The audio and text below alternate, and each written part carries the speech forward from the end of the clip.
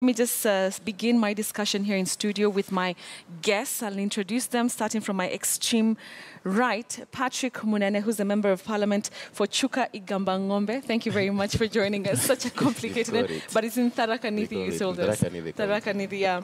And we also have Caleb Amisi, who's a Saboti member of parliament. Thank you for your time. Thank you. And also in our analysis studio, we have a legal mind there, Muregi Kamande. He is a lawyer.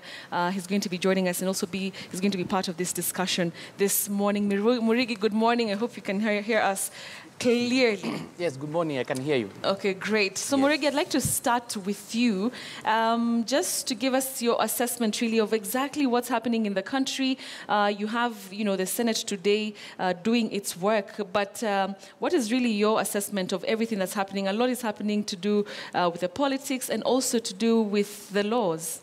Thank you very much, Betty.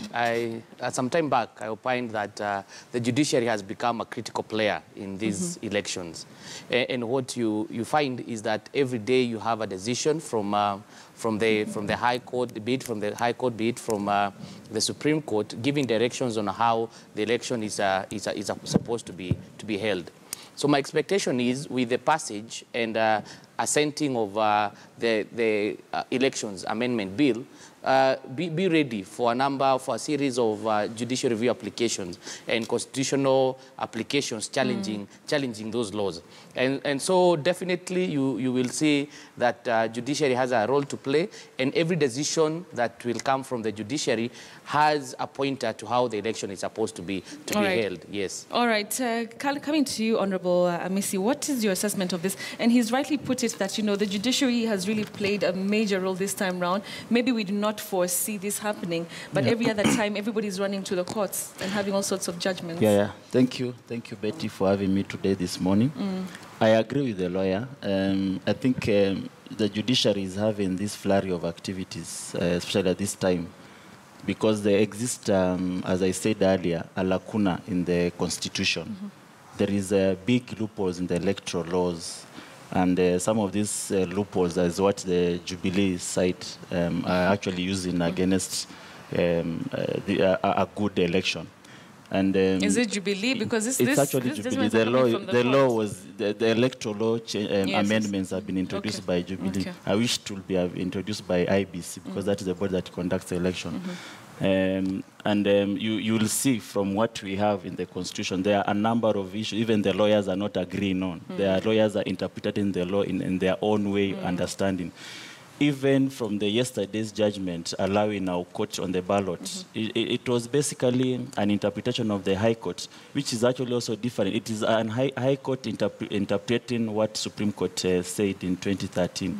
And it also bases on what we call an obiter. An obiter in law is I'm not a lawyer, but I guess is what the Supreme Court, the judge, will basically give us his own decisions and his own understanding, aside from what has been presented before the court. Right. So, and that's what they are basing on. You see, it's the same obiter that also various institutions, especially the IBC, has also based on to give only 2 candidates to be on the ballot. So that's why you'll see the court, the High Court and the Supreme Court being very busy from now going up to 26th of October. All right, busy. Yeah. Are we likely to see NASA being the reason behind them being busy? NASA has always tried to shape things right in this country. Like this law we are seeing being amended quickly, so fast, like lightning. We are definitely going to...